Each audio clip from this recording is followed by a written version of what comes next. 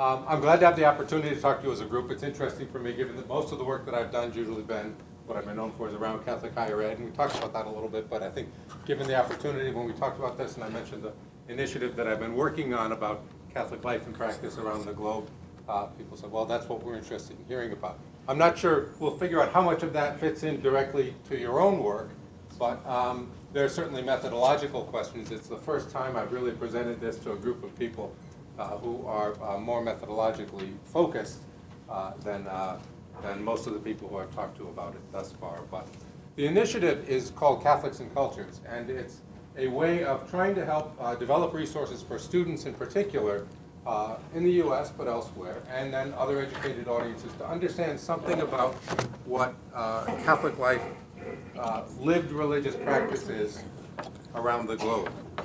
And this is what I get for having a MacBook Air, which doesn't have the same plug. So, Okay. Close. And what I'd like to do is, well, before we're done today, I'll talk to you a little bit. I want to show you a little bit of what's there and give you some sense of the kinds of things that we've been looking at, and then maybe we can circle back and ask some of the methodological questions, sort of see what interests you. I've been working mostly in worlds where I lack very good survey data, so I think a lot of you are pretty good at, survey data is the bread and butter of things, and that certainly interests me. Sometimes I have it that I can fall back on. I was looking, there's sometimes good Pew data, there's sometimes good national data, but more often than not, I run into a place where I can get some good national data that might tell me something about the overall culture, but doesn't tell me anything particular about Catholics. There may be, oops, that's not even the right one. Did I put the wrong one on there? Is that conceivable?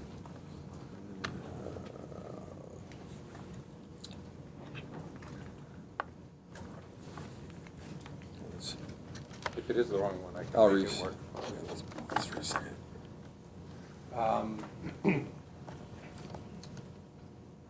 So I might be able to tell something about Catholics, but there's no, about the general culture, but there's no way to, either the sample size is too small or the data can't be disaggregated for sort of doing something comparatively.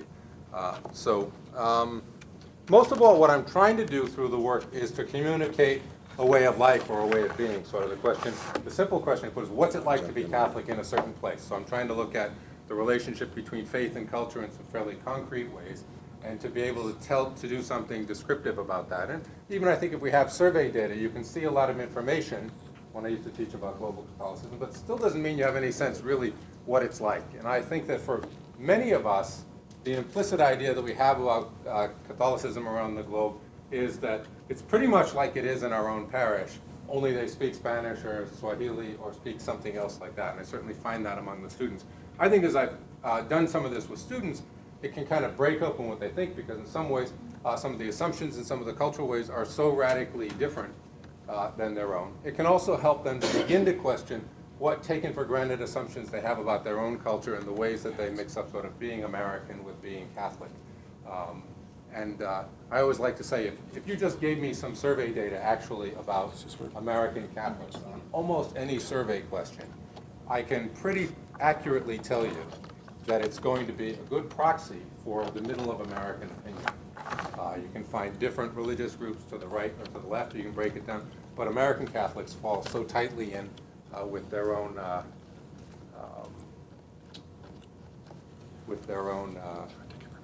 all right, so we've got something that's, I may take a few slides out of this, but we'll.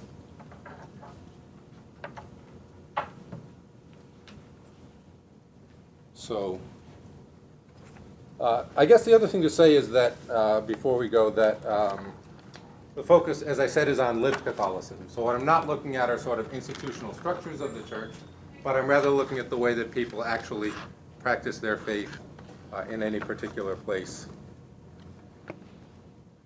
Plug it in so it doesn't, okay. Doesn't Okay, all right. Do you know if we have sound? If we don't, that's okay. sound. If we don't, It that's all doesn't right. look like there's any. There isn't a sound cord. Yeah, plugged in. There's That's what any I'm sound noticing. cords. Okay, so this is what you get for going over to Macintosh. It's all a little bit different. So I'm looking at whole cultures in particular and trying to say something meaningful about them. Also stuck at different times as we look in terms of how I say something about whether I represent, not simply representing middle-class religiosity as what it means to be Catholic, not representing men's experience, not representing a particular culture. And I found this, I'll show you some stuff about Ethiopia, where there's some great stuff, but in Ethiopia there are 80 dominant languages and cultural groups. There are 240 ethnic groups. So I can say something really interesting and meaningful about Ethiopia, and at the same time, let's see, does this work? My screen went off, so I'll go with that. Okay.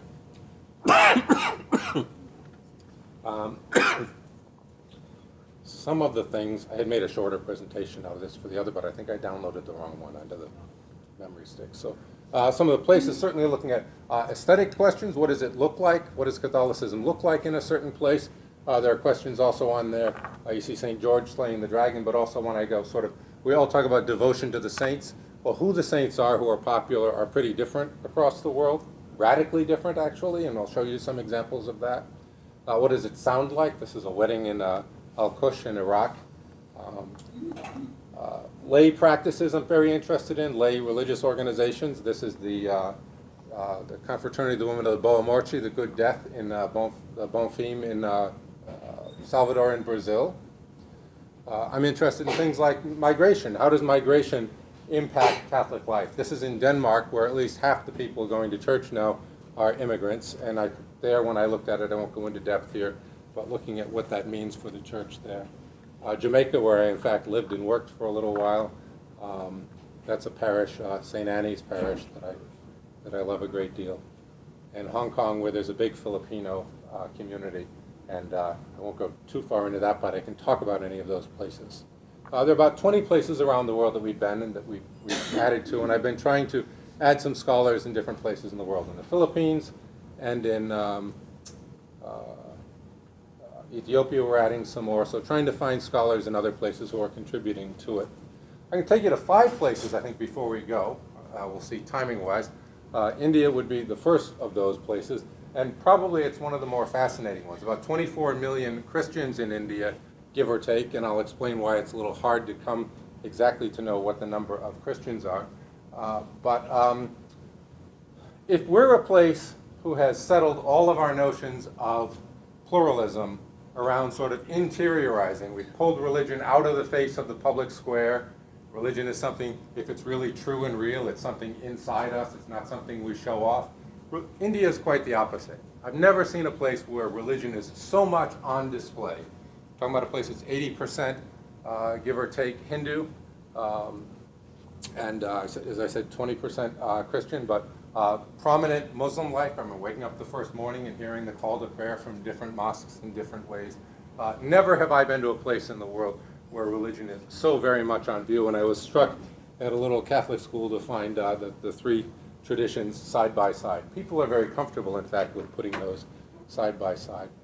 At St. Mary's Shrine in Bangalore, one of the first places, one of my friends, Jesuit friend who took me around there, one of the more interesting things that I found was an incredible devotion to Mary that was there. When there were riots a few years ago, they were in a largely Muslim neighborhood, and it was the Muslims who put down the riots that were by radical Hindus because they had a devotion to Our Lady, the big feast that goes there. And as I tried to interview people and we went around, many of the people who are there coming to offer prayers at the shrine, and it's an active place, are actually technically Hindus. This is why the complications with the numbers. If you are a Hindu of a lower caste, and you are entitled to certain social benefits, but if you become Christian, you lose your caste, you lose your benefits. There are a lot of people in India who are sort of over on each, and people will tell me they might do one wedding and they do it one way in secret, and then one way they wouldn't let people at work, and how they would go out. So the lines for blurry, who's Catholic, who's not, are pretty difficult actually to figure out. But India is a strongly devotional culture, both within Hindu traditions, obviously, and within Catholicism. I think there are a few things that strike me about a city like Bangalore. It is the center of the high-tech world, at least in that part of the world. We're talking about generally highly educated people. We're talking about a world that is becoming sort of a greater degree of technological prowess. And if like me, you studied Weber and you thought about what modernity does and what rationalization does to the world, you would expect to find India being a place where religion is decreasing. We have all of our theses about modernization. the opposite is true. You find a city where most of the people who are here or elsewhere in the devotions are working in high tech somewhere, or working in a call center. It's a place where both of those things are going really well side by side. So a lot of the standard notions that we've had in sociology of religion or elsewhere that say, when you get modernization, what do you have with Weber? You get pluralism, or Peter Berger was my mentor, right? As soon as you hit radical pluralism, we realize other ways of going. He said religion goes downhill. Well, I've never seen such radical pluralism as in India. As soon as you hit technology, religion goes downhill. And that's not happening at all in India. We're talking about people who are connected to the rest of the world. I'll show you some examples. So I think there's a lot that we end up seeing there. The aesthetics of Indian Catholicism are certainly different than ours. And I think it's one of the things, probably a few years ago looking at religion, I wouldn't have treated as important. But in a sense, what does the holy look like? How do we practice it? How do we manifest it? Not just in the best examples, what's the best church I could see coming in, but typically in people's lives. The most dominant liturgical color was either pink or powder blue down there. So in Bangalore, no one could quite explain why it was, but that was pretty common. Bangalore is the most, I don't say clerical, but there are more nuns and priests who I would see on the road every day in most, actually not all of them. The priests tended actually not to be in clerics. The sisters more often were. More nuns and priests, more convents you went by than I see in Rome. I go to Rome with a group every year. Quite remarkable how institutionalized and how thoroughly institutionalized. The schools, these are boys outside of one of them. You could go around a church and you might see 5 schools built in the area around the church. I remember one time at lunchtime I was hanging around the cathedral, and at one of the churches there were about 20 women in burqas, black burqas with just like that, standing there waiting to pick up children who were at the Catholic school. Catholic schools are very well regarded in India. Practice at home. When I go out looking at religion, one of the challenges I face, and I've faced it with the Filipinos I'm working with, is sometimes we tend to think on our own, where we look for it. We think about church practice, but practice at home, and I've been fortunate to stay with a lot of families, a shrine like that in a home is a fairly common thing in Kerala in southern India. A place where people would gather for the day, where there'd be lots of statues. There'd be both, oftentimes, there aren't family pictures in this one, but lots of Divine Mercy. That's St. Alfonso, recently canonized saint from Kerala, from that region. Religion at home and how it's practiced is at least as important for people in terms of the way they live their lives as it is going to church. And these were often church-going people. I can show you some examples. But I'm really interested when I go out to find sort of all the places and all the ways that religion is salient in people's lives, or where it's different. It's another home, and you can see some family pictures at the shrine. That one was in the dining room, actually, in a house. In almost every house in Kerala that you go to, a Christian house, you would see over the door, and it's not very clear, but an image of the Sacred Heart over the front door. So religion, as I said, is really sort of out there. When I'm talking about finding religion, a lot of the questions that I have are not ones that make for good slides, right? So I'm showing you the more visible things that were not hard to miss for the slideshow, but really struck by that. Shrines are almost everywhere in India. This one's in rural Kerala. It's down right in the center of town. And I had actually assumed for a while that the shrines were something that imitated Hindu practice. And it turns out from everything I can tell that it's quite the opposite. But almost everywhere it was the Christians who brought a big shrine culture. Now, there were major shrines for Hindus, but the frequent kind of roadside shrines, the places where people stop by all day long to pray, are something that the Christians did first, and then many Hindu ones. And I can show you, I think I've got one slide still in here. That's an example of that. Now, for us, we think of shrine practice and that kind of devotionalism as something much more pre-Vatican II. In India, those lines, in many of the places I go, frankly, those lines are much more blurred. But this is a shrine, Christ the King shrine at a parish in Veli and Tumba are 2 towns which are in the far south of India, and they're in an area that's interesting to talk about in terms of the social and technical change. They are a few miles from an international airport, and they are a few miles to the north is the Indian Space Station, which has been there forever. So there, Cape Kennedy or Cape Canaveral or whatever is right there. almost everyone in this community in Bailey and Tumba, they're Christian regions, and they told me when I went, in fact, that St. Francis Xavier had walked that beach and converted the fishermen. So the Latin Catholics tended to be, I'll talk a little bit about caste if you want, but tend to be lower caste Christians. They were fishermen who converted. And you've got a place that's half fishing village and half people who are working at the Space Center, or almost every household that I went to had a family member who lived abroad and was working. Someone in Ireland, someone especially in the Middle East, Singapore, all sorts of jobs. So they're a place whose religiosity is pretty intense. And along the street, along the beach, on one side you went about every kilometer, so every half a mile, there was yet another church. And this was one of the more prominent ones, which had this Christ the King shrine. In fact, there was a line of people waiting up at night.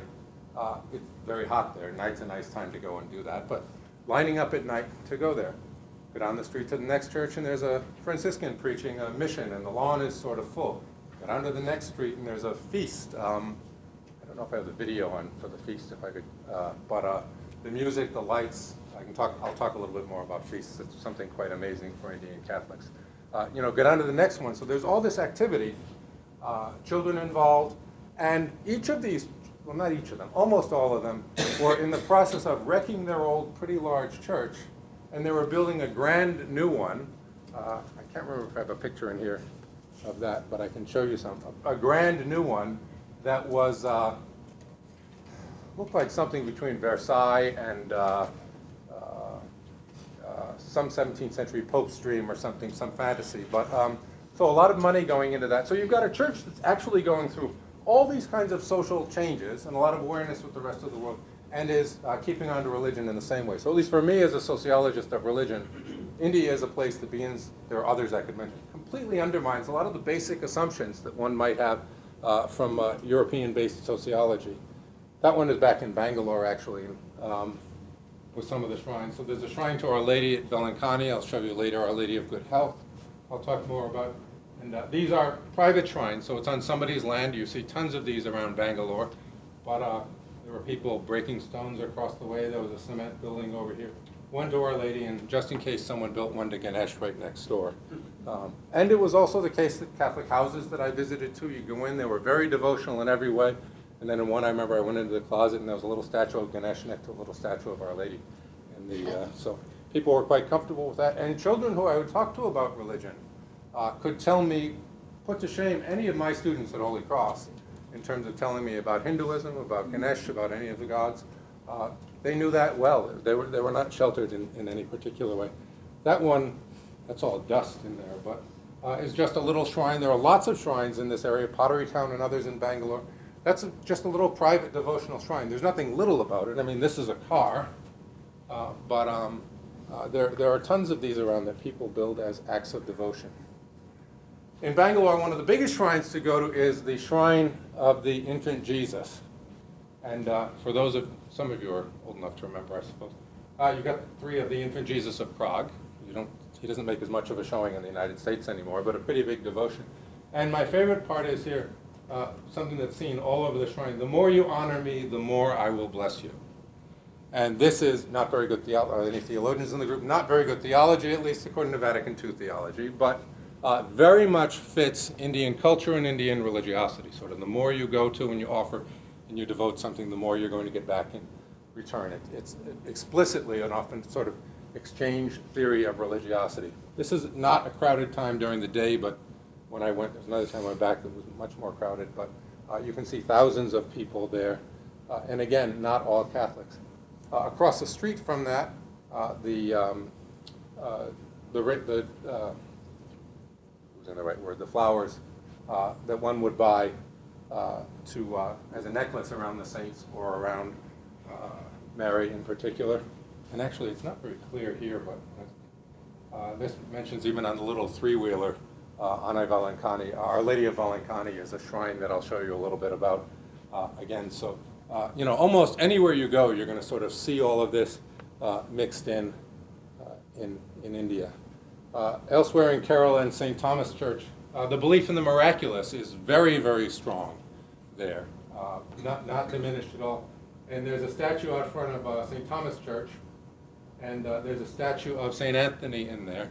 And St. Anthony, there's a vine that's grown up in there, and miraculously, supposedly, St. Anthony's face is always shown. And as I stood there just for a while, everybody who came down the street, and that was 6 in the morning, we went through it one time. Everyone came down the street, spent some time, visited, and moved on from there. So we're talking about a place with a tremendous sense of miracles and delight. Also, St. Jude had a big thing there, but that's there's a sense of grandness. So that's supposed to be the largest oil lamp in the world at a big shrine to St. Jude. I mentioned that feasts are an extraordinarily big deal in India. And this is at one of those newly built parish churches in Veli and Tumba. Not quite finished yet, but this is the annual feast. Now, feasts last, if we're lucky, for 9 days. There's something that each parish has and they look along to. I had an assistant to a bishop tell me that his bishop's greatest concern was to try and stop the parishes from spending all of their money, too much money on feasts, and on when they should be spending it on catechesis or something. They weren't doing very well at getting people to listen. The other thing that's interesting about not getting them to listen is, as I went through here, I looked, and we can talk about family, and there's not so much visual on that, but I stayed with a lot of families, and now, you know, you've seen the shrines in the houses, you've seen the shrines all over the street, you see people at church every night of the week, it seemed, etc. I said, everybody has 2 kids. I said, oh yeah. They said, well, Kerala is the contraception capital of India. It's where almost all contraceptives are made, and everybody has 2 families. That's normative. And in fact, the bishop is so worried about it that this has been true, the data are true since about 65, that smaller families. The bishop says if you have 3 kids, he'll pay for them to go to the Catholic schools. And if you have 4 kids, he will personally come and baptize the 4th. So it's another area. We can talk a lot about family differences in different parts of the world. But for the most part, to be honest, I see with Africa and a few other, not all of Africa either, few exceptions,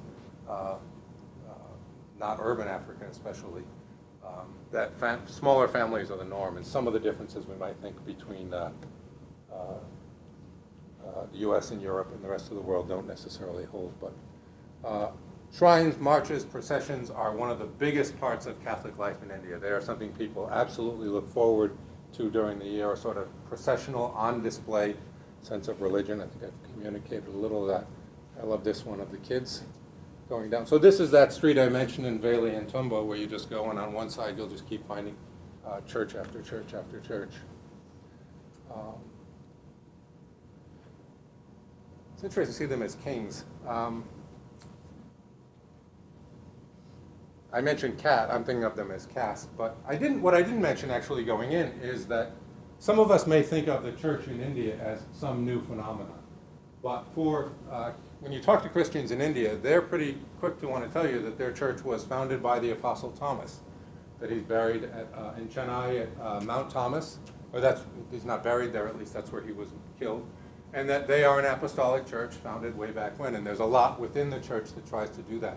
There are a lot of divisions within the church because the so-called St. Thomas Christians, who belong to 2 other Catholic churches, one is Syro-Malabar and one is Syro-Malankara, which came back, Syro-Malankara in the 30s, Syro-Malabar with the Jesuits after Francis Xavier, sort of rejoined the Catholic Church. So you also have to imagine you're in a place where at least in the South, every place has 3 overlapping hierarchies of bishops, different groups.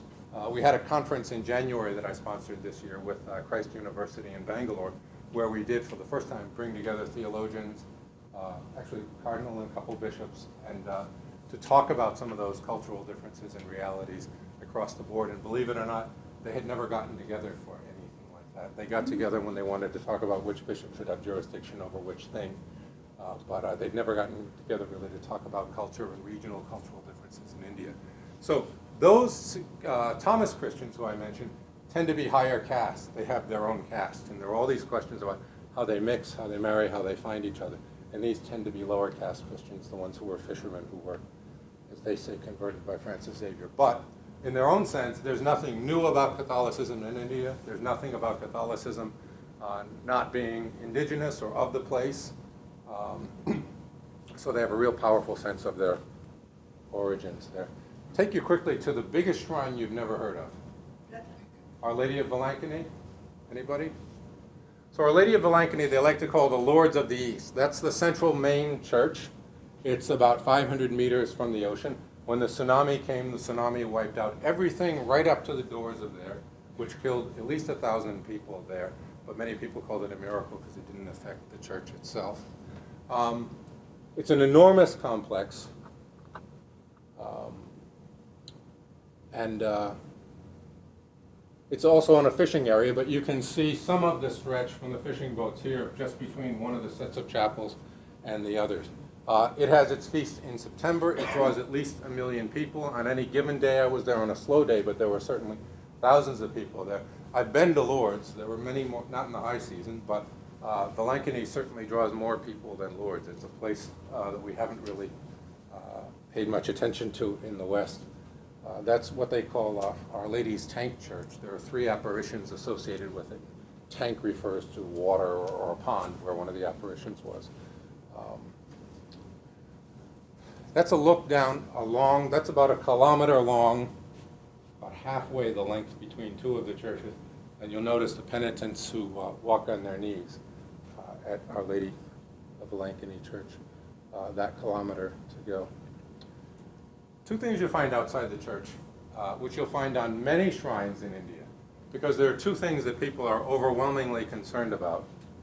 Blocks in terms of looking for a husband. And there are different variations of that. There are different variations in Chennai of what people would leave. And then the gold threads in terms of looking for a child. So much of the culture of devotion around there is looking around to Mary, our mother. And Mary is always featured as having a child. She is, and they'll call her Mother Mary. It's very much maternal focus on it, rather than some places where Mary is featured alone. There are coconuts left outside the church. Coconuts, if you're anything about Hinduism, are a pretty important symbol out of Hindu iconography. Many people will bring coconuts, and there it's around seeking fertility and around looking for someone for that. There's a museum at the church. So thousands of ex-votos that people leave behind. They're real popular since it's sort of telling people, I asked for something, Our Lady of Good Health, Our Lady of Villanova saved my life, got my daughter into medical school, so you get a stethoscope, helped us build a house, helped us build the things we asked for. But really the relationship one has with the saints, saints are not role models in India. Talk about different ways we see saints. Saints are people who can accomplish something very powerful for you. You go and you show proper deference, you offer. When you get the thing you receive, you go back and you say thank you for that. In case you think that those coconut plants, those Hindu symbols, are something that the church would be unhappy about, this is the sign outside of the official shrine sale, and you can buy candles and holy oil and metal. So metal, you have a problem with your kidney, you buy a little kidney, you leave that behind with a light, and then right down the bottom is a coconut plant. So you can buy one of those from the church. A much greater level of comfort with some of those mixing than one might think. This gentleman's going, and you can see plastic bottles shaped like Our Lady of Villanova, and just like at Lourdes, people go and get a Villanova water and bring that home. The aesthetics of it, down that long strip that I told you that was blocked away, those are candles for churches, different colors than we might necessarily have in your own home parish, but quite something. Whoops. There is a special place going in where tonsure hall. So an enormous, at least as big as this room.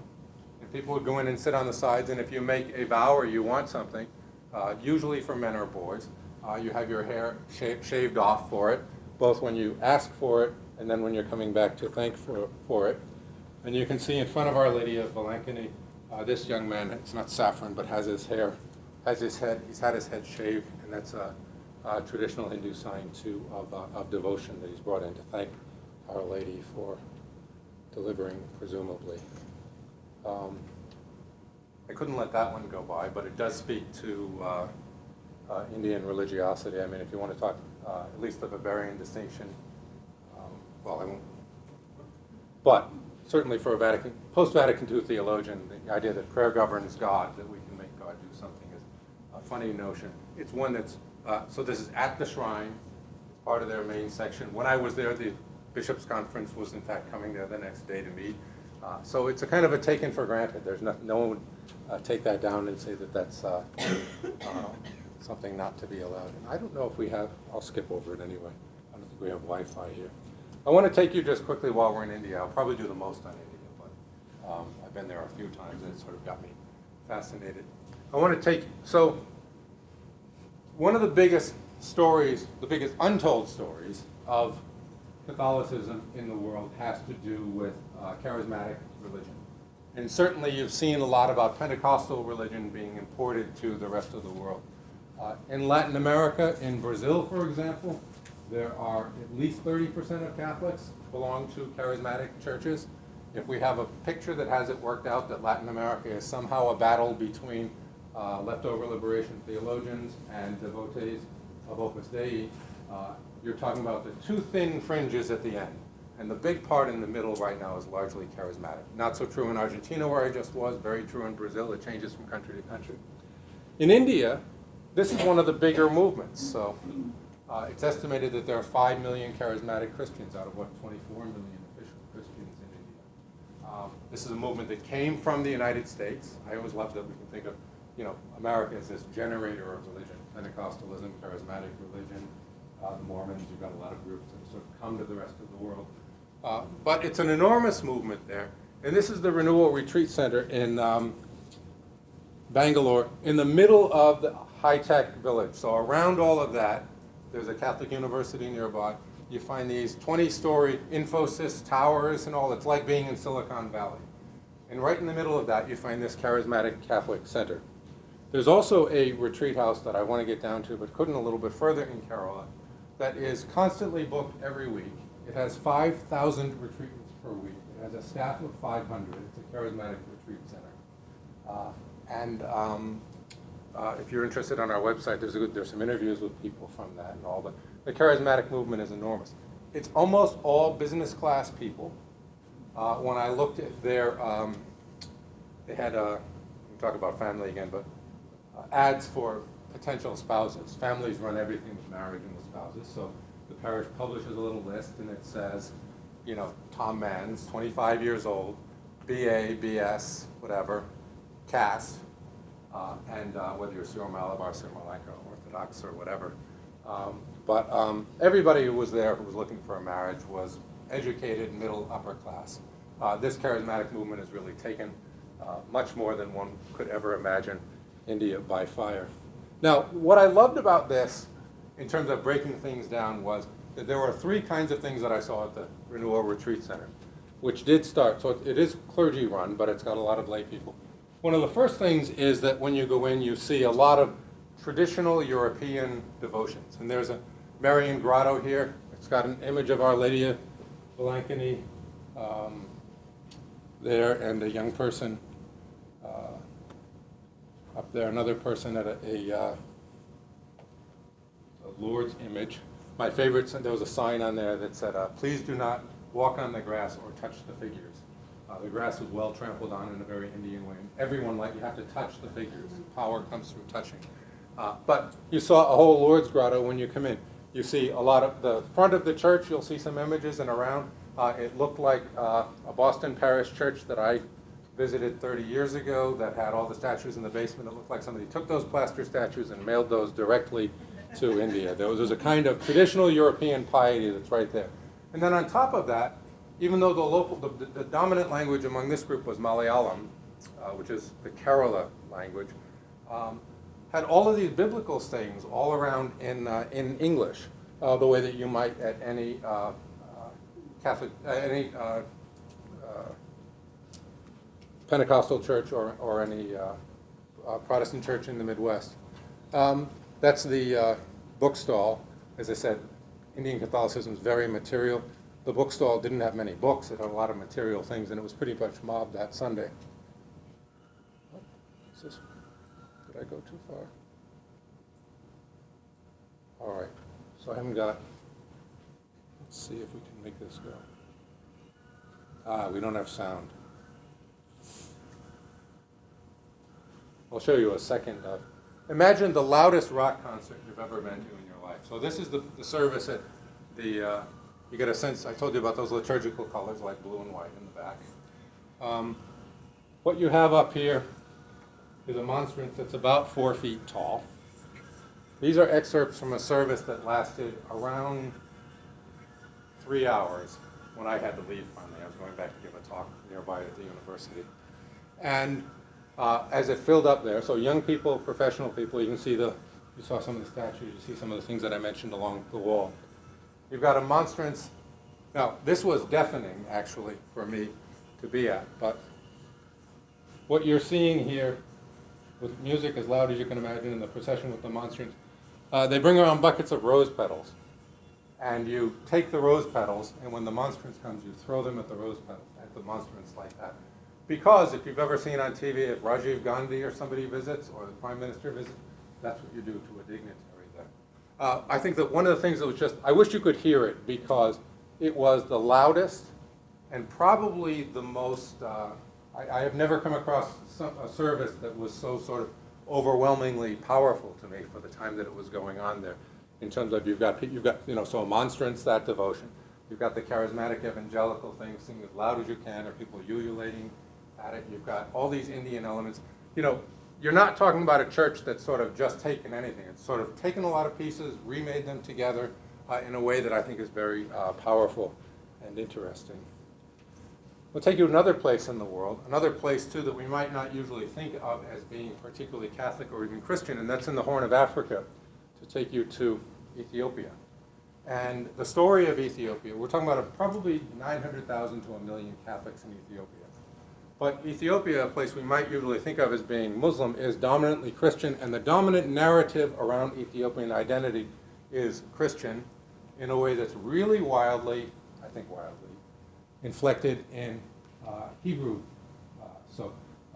Moses says his wife was Ethiopian. If you go back there, their sense was that the founders of the dynasty were from King David and the Queen of Sheba, and that they traced their whole cultural identity, at least among the upper class, to being Jews who were chased out of the Promised Land and who came there and founded it. So many of the things that you'll find about Catholicism there are derived from, and I'll mention a couple of examples around Jewish connections or Jewish identity, but the whole national story around Ethiopia that holds it together is based on Orthodox Ethiopian Christianity and its origins there that shape the culture there. I don't know, we haven't got, there's a Geese Rite liturgy, you can see some of it, if not hear some of it in a minute, but you can see women on the right side, men on the left side. The Geese is an ancient liturgy said in a language that no one uses anymore, the way similarly to what we had with Latin, and I'll show you a little bit. In public life, that's a bus. Images of Mary and of Christian devotion are pretty common. We're talking about maybe 40% of the population being Muslim, some of it in different regions. This is in Addis Ababa. As I said, we're talking about 80 different ethnic groups that are part of it. But the whole dominant story, the narrative, sort of like their George Washington stories, all their things that sort of bind them together politically and socially, are Christian stories. And Catholicism, so let's see, I work with the Jesuit schools, right? But the Jesuits came and tried to connect things up very early on in the Jesuit history and totally messed things up about as badly as managed to convert the king. The king tried to make them not say Mass in Geese anymore and do the Latin Rite. They overthrew the king, and sort of part of the national narrative is how terrible the Jesuits and the Roman thing is. But the church was allowed to come back in the late 19th century, and it was Lazarus or Vincentians in the U.S. and other groups that sort of got it going. One of the interesting things about the church there is that there's an Ethiopian Rite Catholic Church, and there's a Roman Rite Catholic Church. I guess I mentioned that before, Syro-Malabar and Syro-Malankara. There are 25, I guess, because we have one new one as of January. There's an Eritrean Catholic Church, which just broke off of this one. But within the Catholic Church, there are 24 rites. The Roman Rite is one, maybe 96% of people, but there are other churches that have these liturgical and other cultural forms that are really there. And it's one of the things I want to do on the website is to highlight those a little bit more and to talk not only about their liturgies, but about their cultures. That's a more traditional house, actually, in the countryside, the Garaga region. The South Garaga are different people there, and that was a compound where this was the parents' house, and then next door was a much more contemporary, or a ranch house, basically, next door where the younger generation lived, where we were invited over one time. This is a church nearby in the Garaga region that was recently repainted, and it was done, there's a whole iconography of Ethiopian Christianity that's actually pretty beautiful and fascinating to me, telling the whole narrative of salvation history. And this church was recently redone, Adam and Eve being thrown out of the garden. And so you can see the churches. When the Gies Rite liturgy is performed, it's behind the screen. It's done differently. I have a video from the cathedral where it's not shown behind the screen. But let's see if I can show you. Can see, get some sense of what that liturgy is like, and that's something that people will be able to do on the website too. If you can't hear it, this is the slowest dirge you have ever heard in your life. Quite the opposite of anything else that you might come across. That goes on for an hour and a half before the liturgy, where the priests chant to prepare for it. And they might do the bell, and they go boom.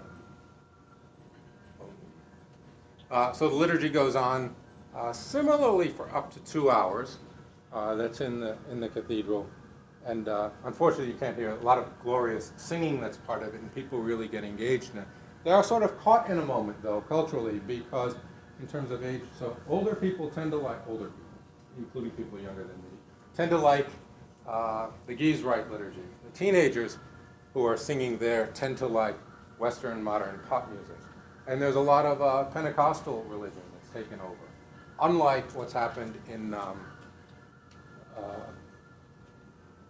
India, though, I met with the priest who's in charge of the Pentecostal movement. He said the bishop tells him there are 300 Pentecostals, and when you're done, there are 300 charismatic Catholics. When you're done, there shouldn't be any more than 300 charismatic Catholics.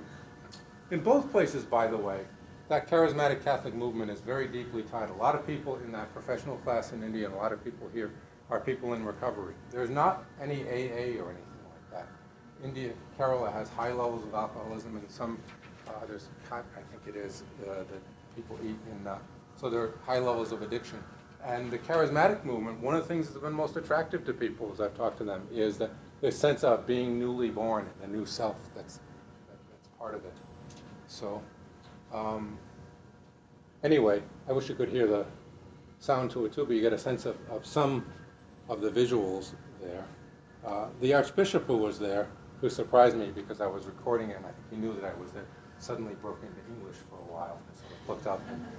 He had been educated in the U.S., but he's just one of the new cardinals who was appointed. But there he is.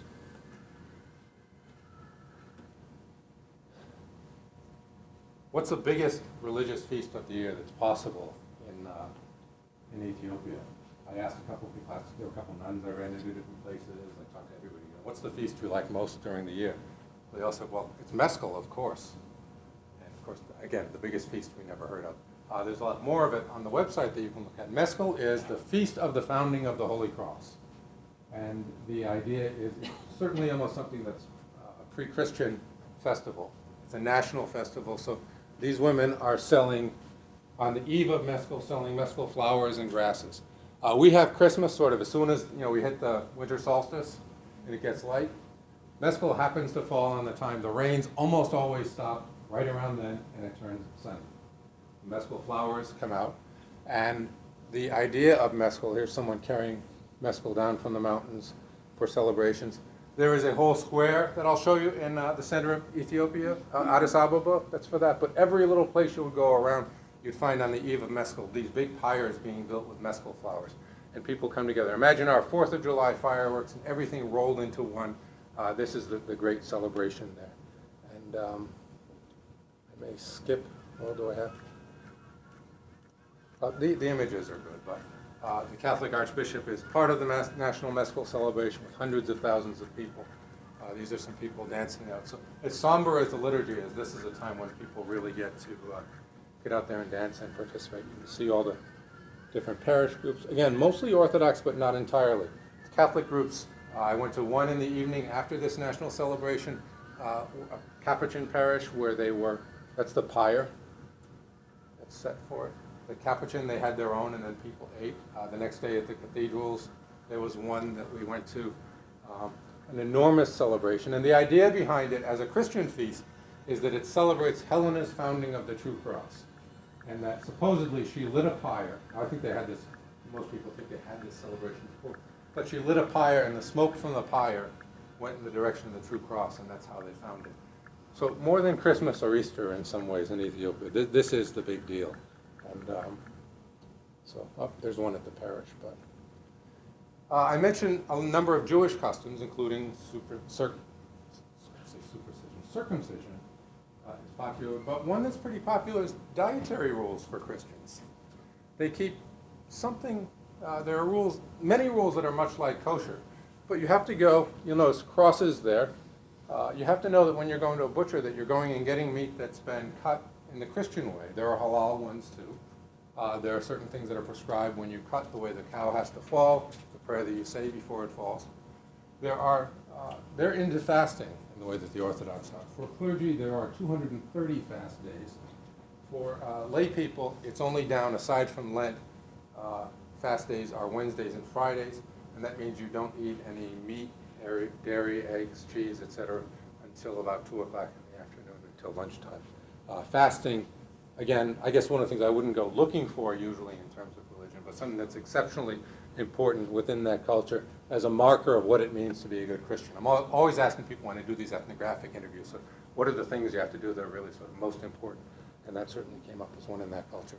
I won't go too long, but I'll take you just a couple other places, and one is El Salvador. I mentioned that we have a notion in El Salvador of, as in much of the, I think particularly in El Salvador, of a sort of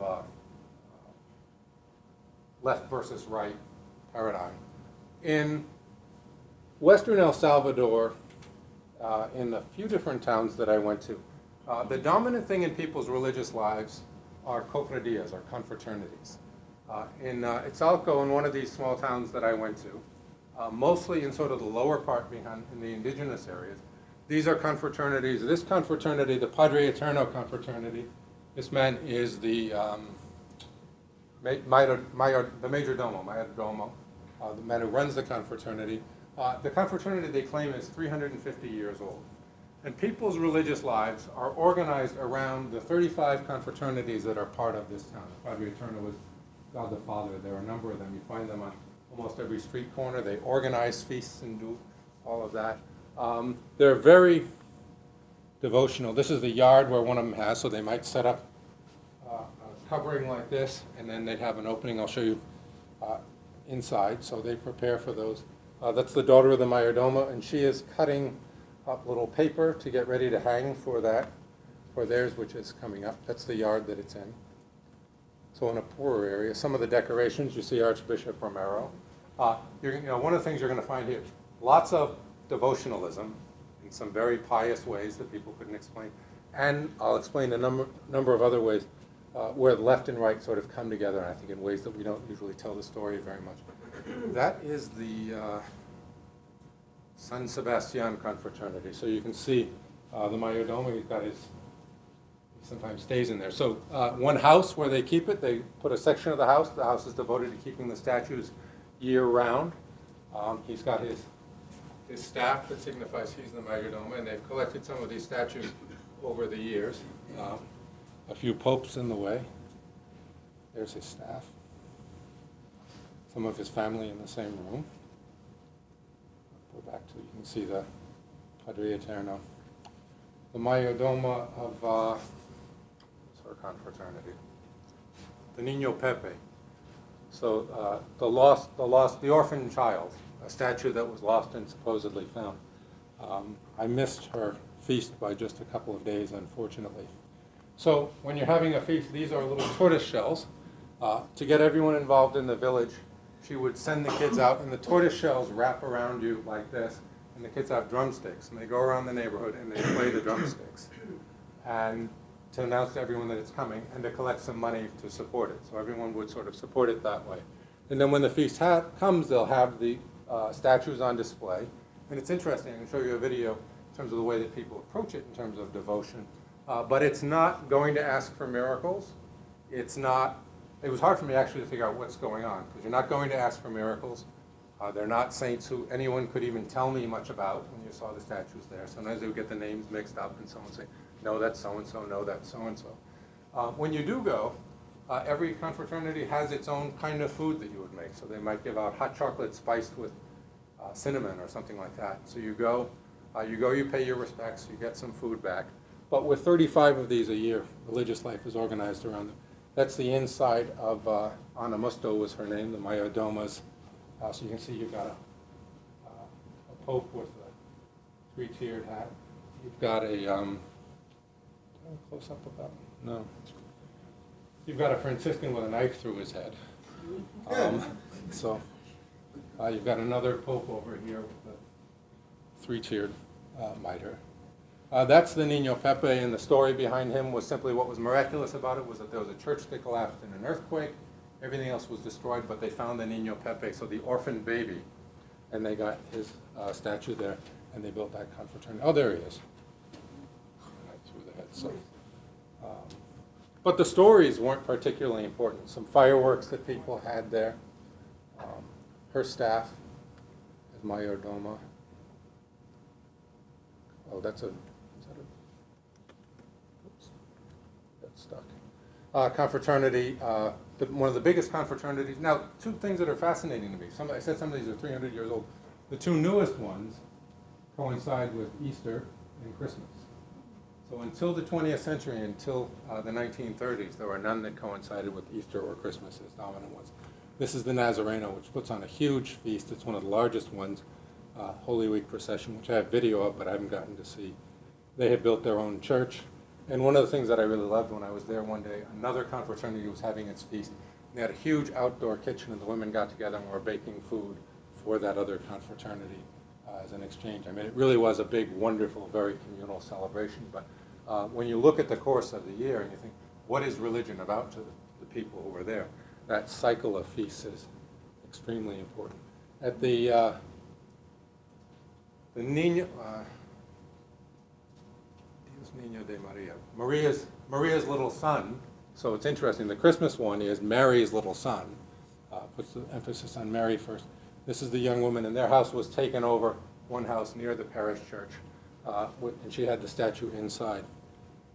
In front of the parish church, which is about right here, which is to say 10 yards away, every year, right after Christmas, they begin erecting it before, but right after Christmas, they set up a giant display booth. They make these out of cardboard and other things.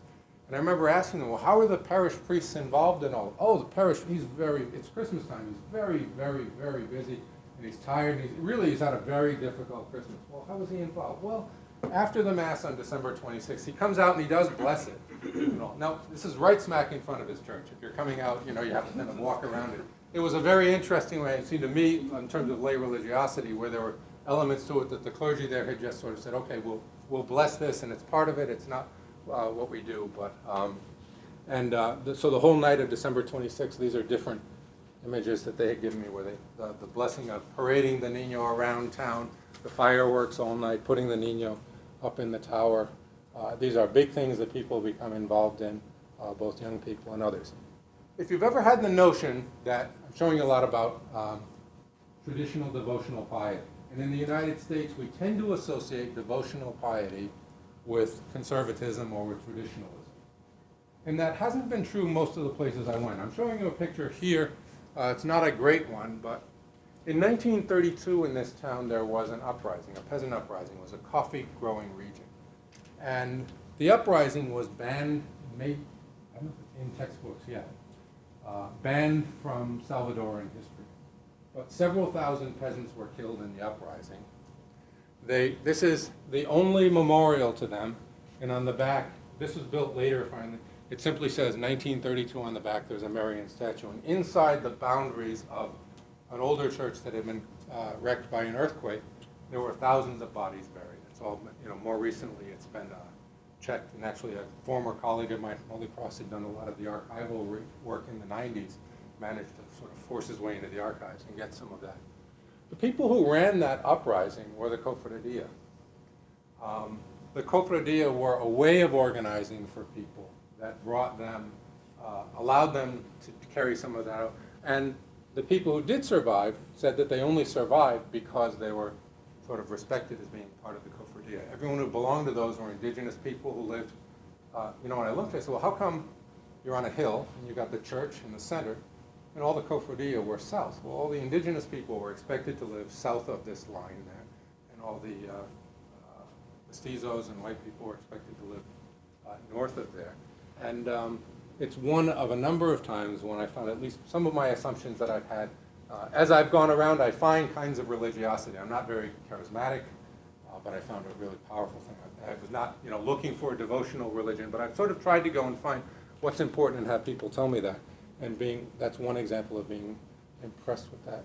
That is the inside in a different city in El Salvador, that's what a cofradia feast booth looks like. I have a video, but we won't hear the music. But so you've got a cross here, the Cristo Negro, it's called, the Black Christ, and there are many black crosses there. It's not a, there are almost no African people there. Why there's a black crucifix is nobody quite knows, but it's a big feast there. What really struck me about it again, though, in terms of devotion was people sort of went in.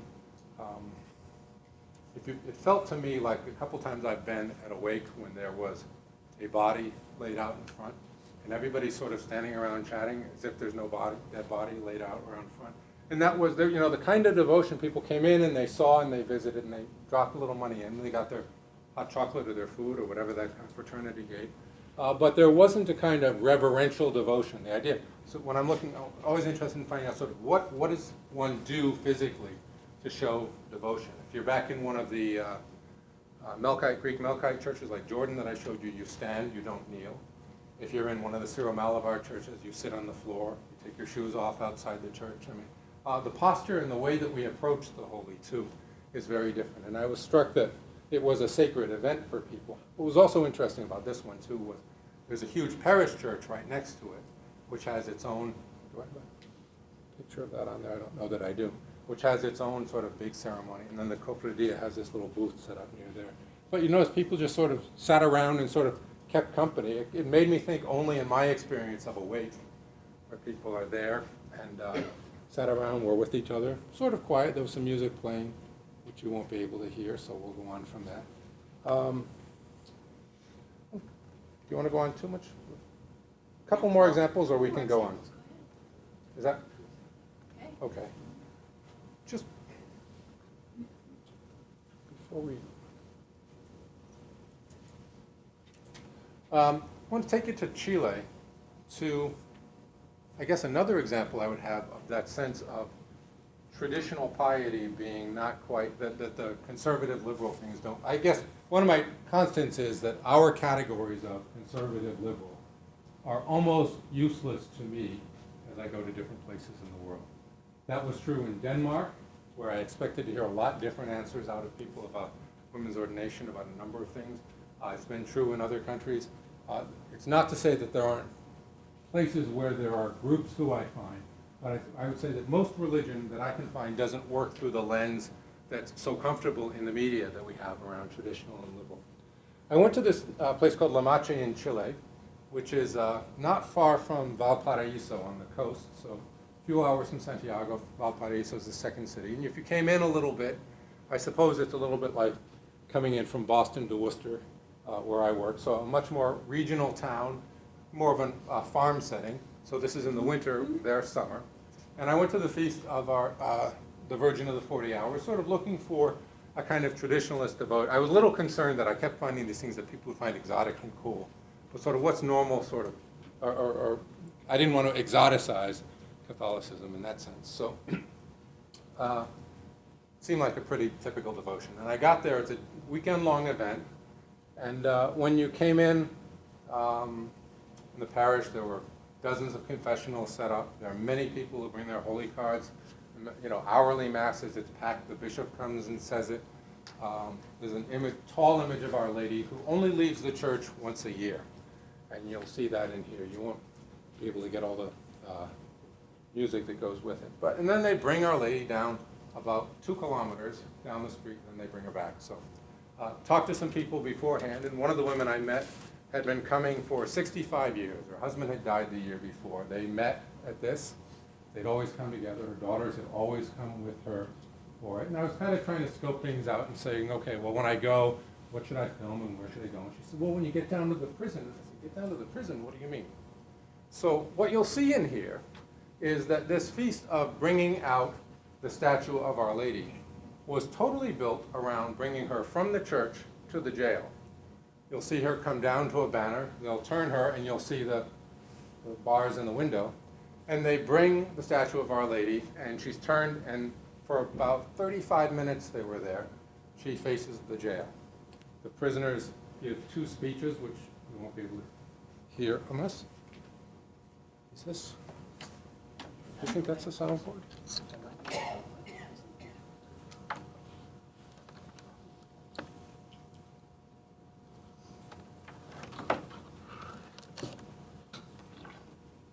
Soundboard?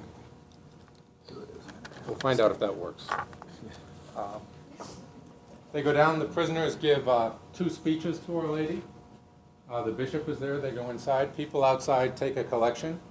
The speeches, in fact, are quite moving both ways. And the whole conversation is about how those of you who happen to be in prison are not really radically different from the rest of us, but that in fact you're there and you've done some, you may have done something wrong. There's an allusion to that.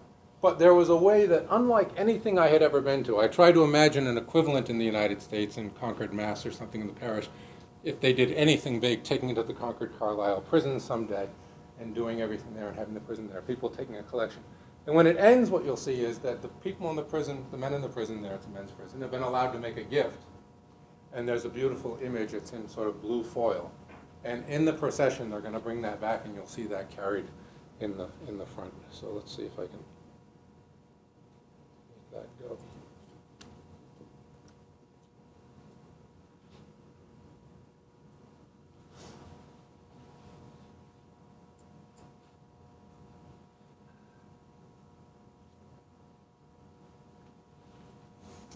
Tom, this is in the church where it starts. This is in the church where it starts. So now it's coming outside the church, so we've had things for the whole day long.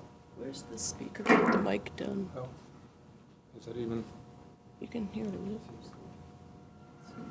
Oh, There you go. the bit that may be this one.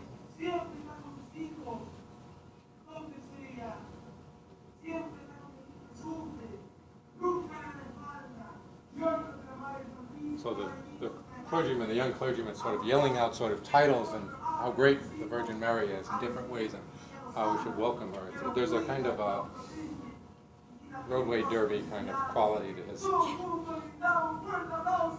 carnival quality. So she's come to the prison. You can see the bars over here.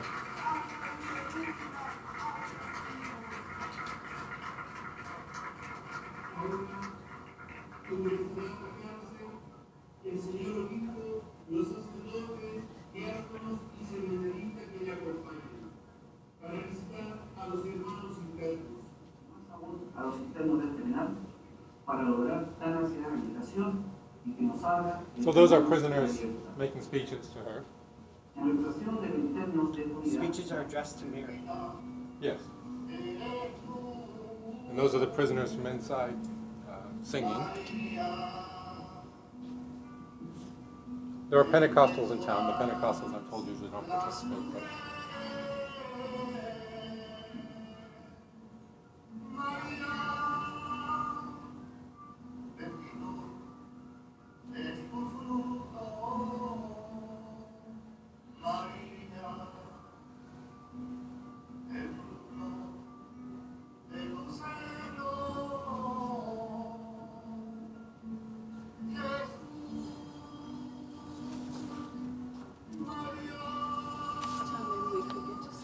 okay, sure.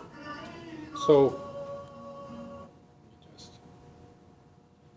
we'll leave Padre Pio out of it. Italy was the last place I would have gone, but that went a long time. So there are other places we can talk about, or kind of methodological questions in terms of trying to do this. But questions or thoughts, comments? Well, it seems like you've said a few times that your assumptions were changed, and it's almost like you know, Ghostbuster, Assumption Buster, you know, around the world. But that's part of the research process. Sure. What is your assumption going in? And you think it's going to be a certain way. And, you know, the same way we're trying to identify what is Catholic identity here. But it's So the interesting thing is sort of listening to people, asking to us, so, you know, the question is what's most important about being religious, what's unimportant, whatever. I think that the most interesting thing for me going in is that I consistently go places. People also have the same assumptions in Chile about here, that of course we would do something like this, or, you know, that it's just here, it is like it is there. So I think the hardest thing is that when I'm looking at culture, I've obviously got kind of material culture things I can show you, or what music sounds like, or what it looks like, those things. But I'm especially interested in culture as taking for granted assumptions about the world that are implicit, that we don't even often know that we have. So it's a matter of getting into conversations long enough where people might mention something that's an aside or an afterthought that really is something quite different. Nobody here thought that there was the slightest thing unusual about this procession going to a prison. That was an of course statement. So the process of trying to tease out sort of what the of course statements are, when you want to say, really, because people would find that completely different. I was in a conversation in Berlin about the church tax that people paid and why that was happening. They gave me a whole thing about a couple of people where this was clearly going and sort of what was inevitable. It was sort of the way people are. And I said, well, you know, what's interesting, in Denmark, 350 kilometers away, maybe 20% of the people are Christian or religious at all, but 80% of people pay the church tax. They think that it's something, so it's a secular culture, they think it's something they ought to do to keep up. So I said, you know, you've got this whole narrative about what's inevitable. I said, here's what happens there. And, you know, that sort of stopped them too. Sometimes the comparative thing works. I'm working with some scholars in the Philippines to try and put together a next conference, and struggling too with some of them with what they sort of, because they're fish in water in their own culture, not necessarily seeing some of the things that stand out. So the way that people ask for what they ask for when they're praying somewhere. So teasing that out of people is, I think, the biggest challenge. Not going in with assumptions on the one hand, but then sort of teasing out with what is there besides what I'm assuming. I remember reading and studying American religious kind of things, and there was a book called The Madonna, 113th Street. Bob Orsi, sure. We used to do, in American, in the ethnic parishes, we had this kind of devotional material happening 50, 75, 100 years ago. What makes it change, and what do you anticipate might make that change? So that's really fundamental. And Orsi, who wrote that, is a friend and one of the sort of intellectual mentors behind doing it, although he's done it mostly historically. In my discipline, the answers we would come up with, say, so Berger came up with that I mentioned, this changes because of pluralism, you know, in that context. Or this changes in a highly technological, sophisticated world. We get suspicious of that sort of going to pray for a miracle. You know, it hasn't happened in India. So I think what's at least happening for me is that the traditional answers we gave to why that went away don't hold across cultures. And I think that's really important. I think that there is an element of self-fulfilling prophecy. If I asked that question about America, I would say, I would harken back to a time when I led a faculty discussion group, and we read one of Bob Orsi's later books. It was a book of essays. One of the essays was called "Mildred, Is It Fun to Be a Cripple?" It was about the culture of suffering. It's a great essay. It's a tough read. And a couple of our faculty, who would now be probably 75, went ballistic. And they said, all this material, this is not real Catholicism. They had a kind of, real Catholicism is a set of high ideas, and, you know, they were scholars and whatever. I think that something that went on in American Catholicism was about, especially the shift from working class enclaves to people who wanted to prove themselves in a dominantly Protestant culture that didn't accept some of those assumptions. I think it's a very American story. I don't think it's a story that holds across cultures. And that's the answer I would come up with then. Like they were busy proving, you know, when they went to Harvard to grad school or wherever they went, proving to other people that, right, and that they didn't believe in all this magic stuff. There's no need to prove that in India at all. whether you're Hindu or whether you're whatever, that's sort of taken for granted. So I think you have to look more within cultures than that you can look across cultures. But I do think that if you took some of those examples, as in Germany, you can tell a lot that Weberian narrative and all, it works there. It makes sense, but it's also kind of a self-fulfilling prophecy. Once you start something, it's becoming inevitable. I think people begin to believe that. So it's another reason for me to say that all those assumptions don't have to continue to work that way, although I think our culture is relatively iconoclastic. Bob Orsi, if you were in front of a group, would grab everyone and say, now, how many of you really have a holy car? He thinks we really are under the surface, much more material and devotional than anything else. Well, I find it interesting because I know the Hispanic students that we deal with who are Roman Catholic race are very touchy-feely devotional with icons or statues of the Rosary particularly. And I straddle both worlds actually. So I can see how that is and why that is.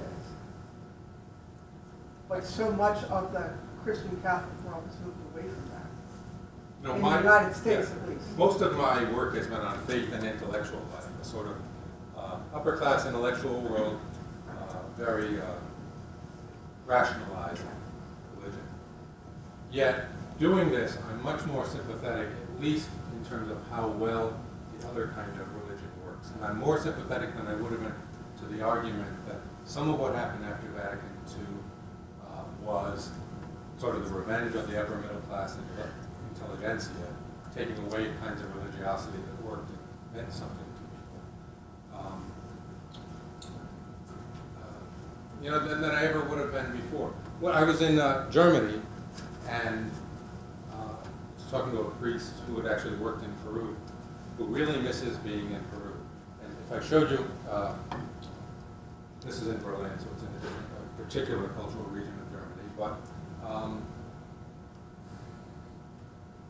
everything in the liturgy is boom, boom, boom in order. The altar server comes over and does, usually a girl, by the way. Most altar servers in the world, in my experience, are women now. Everything's boom, go, boom, move like this. It's very kind of choreographed. People have the hymnal, they sing, it's very quiet. And one of the women who's deeply involved in the parish, this was in the former East German side, said to me, anybody looking at us must think this is the most boring thing in the world. Why would anyone want to be part of this? Yeah, this is our culture and we don't want to get rid of that. There was a sense that they were very clear that it was rationalized, that it lacked emotion, that it lacked spontaneity. This priest had been there and he wishes he could be back to that, but they can't let go of the culture that they're in. And I've certainly been to other places. You said touchy-feely, and there's a sense from both of those that authentic religion is emotional, and authentic religion can be captured in the physical. Whereas in Germany, there's a real, there are some Marian statues around and all that, but there's a conflicted relationship to it. And authentic religion has to be rationalized and thought about. So an Ethiopian who studied in Germany told me that Germans knew their catechism even far better than Ethiopians. Ethiopians sort of learned through practice and being, and although Catholics were a little better at this than Orthodox Ethiopians. But I guess I expect to, if I'm looking at where I expect to see religion more alive in 50 years, I have no doubt it's going to be in the places that are more emotional and emotive. That's where this charismatic movement is spreading, I'm sure, and that are more physical and tangible. The one that I left out was in Italy, stuff on Padre Pio. I don't know where people stand. Padre Pio has swept, St. Anthony has swept out the whole pantheon of saints. Get in a cab, you're going to see 2 Padre Pio figures. His Facebook page, last time I looked, had 750,000 adherents. There's a church that's built for 10,000 people. In a part of the country that's still developing and growing in a certain way, this devotion has grown and grown and grown with an absolute vengeance. You can't explain that very well, again, in terms of all sorts of modernization theories and the like. It should be something that's going away, and it's coming back in a real powerful way. Some of it, I think, anti-clerical. People can go directly to Papa, even though he's a priest, can go directly to him and he can do things with him. And that's where I see a lot of this strength. So in that sense, it sort of shifted me a little bit in terms of what I'm sympathetic to, even if it's not. I haven't joined a charismatic church. I don't have personal hierarchy or devotion for the wife. So, Part of our emphasis here is what it means to be Catholic and Catholic social teaching and how we can encourage our students to promote social justice. Are those interests? I wish I could tell you in a lot of my interviews that Yeah. Catholic justice and social thought really come out and are prominent when people talk about what it means. I would say more in Europe and more in the sort of the more liberalized countries, certainly in Denmark, that comes across as an enormous thing, what it means to be a good human being, what it means to be Catholic. But most places it hasn't. I was really struck in Argentina, where contrary to what I expected, a lot of people I ended up interviewing more middle class, involved in the new religious movements. And it got tiresome after a while because religion was about the family, my family, and taking care of the family, in a way that there was no ideology to it. It was, I mean, yes, in some sense there were ideologies, everything. It was just very much a kind of a middle class sort of me taking care of my family without, you just didn't hear much. And there were two young women I was working with who were helping me for the translation part, so I missed. So it struck them, even though one of them had gone to high school. She noticed it too. It was kind of middle class, conservative in the kind of ordinary sense. I think that's what I see among many of our students who come across too. So religion is about. I would love to hear more often. That's kind of fundamental. But more often, what I heard is you take care of your family, you fulfill your social responsibilities. There, I'd say that was an approach. So then how is Pope Francis being received with this continuous, presentation there? So there, they love it. But I love it, but my are you favorite hearing that?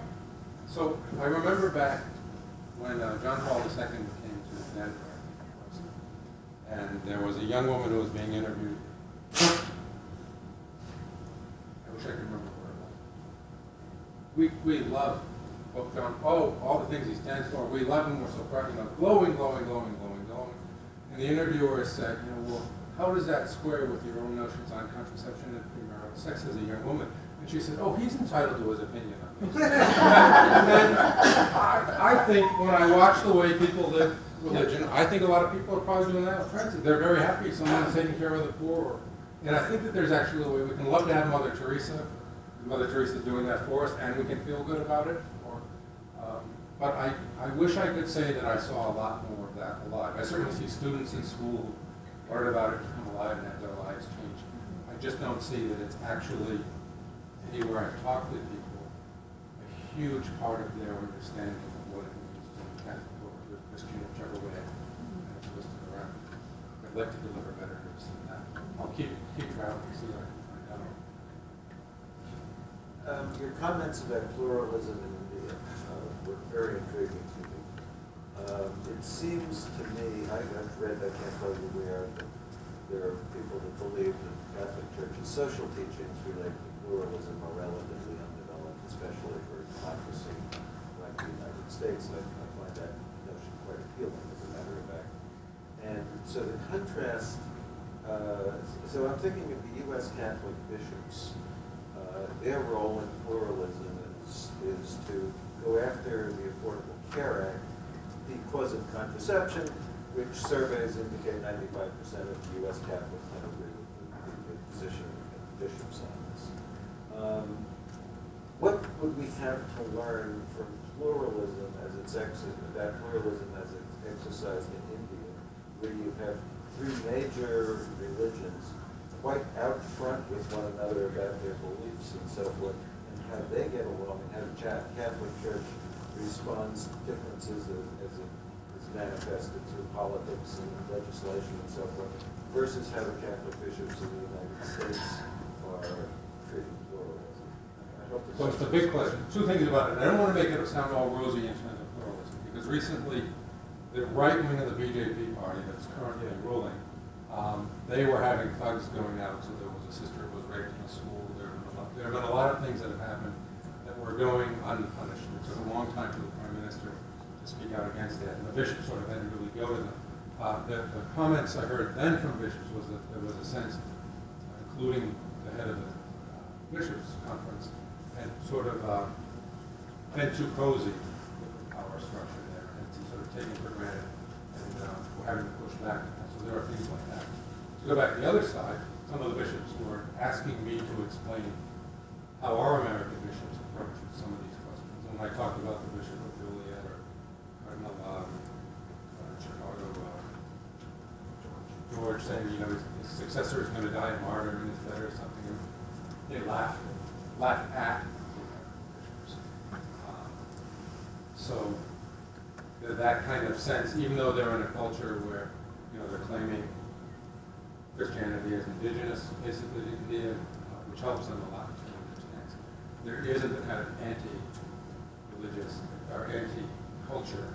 The culture isn't bad in the same way. They aren't culture warriors in any way that I can tell. The head of the Syro-Malankara Church, the Cardinal, was the keynote speaker at our conference, and I thought, well, if I ever got into trouble in America, I think that mine is too sort of relativist or bringing everything in. His talk, you know, I couldn't have wanted a better talk for explaining theologically why what I'm doing makes sense. Now, it makes sense that for the head of one of the other churches, that kind of pluralism is something that they value. They do not want to see their liturgy go away, and they want to be unified in terms of unity. So that sort of, some of the project of traditionalists, Latin Rite traditionalists, is very something really scary. I don't think they find that comfortable. But if you go to most of the, I would say that in terms of theological thinking about interreligious dialogue, that they are much more progressive, for lack of a better word. The words that we would use, much more comfortable with that. They've been much more interested in trying liturgical practices that borrow from Hinduism to one, to on a diocese campus, you know, people doing it. So, but it's been more a matter of sort of Rome pushing back until recently against that pretty hard. So there were litmus tests of bishops who were in seminaries and the like, how you stood up, what was Jesus Christus, and that kind of that. So they pushed back against that pretty hard. But India is also a very far away distance from Rome. So there are ways they're very, you know, the churches that they built sort of look very Roman, there are attachments to all of that. And then in the other ways, it's a long distance away. So when I saw, No, I was saying that. I was at a conference where just before Pope Benedict resigned, I was a keynote at a conference, and there were several cardinals there, including Cardinal from Rome. And he was basically wagging his finger and saying, you have to do it. There were 800 people in the audience. And the couple cardinals, basically, they didn't, not a pleasant way of saying what they said back to him, but basically they said, I don't work for you. I'm your peer. You better remember that. And the Indians were very confused about it. But it was the one thing I came back, Benedict resigned, and I thought, I bet you this conclave is not going to be about left versus right. It's going to go to revenge of the periphery against the poor. Certainly, I think that's what it proved to be. So there's some hope from the culture wars may remit with his influence from elsewhere in the U.S. capital. They have no interest in the culture wars. They you know, I'm trying to wrap their heads around the American culture wars. Well, we're going to try to measure Catholic identity here in Catholic higher education. So your ethnographic studies throughout the world are... So you can do ethnographic studies. That's right. It's like a mission review or something like that. But thank you so much.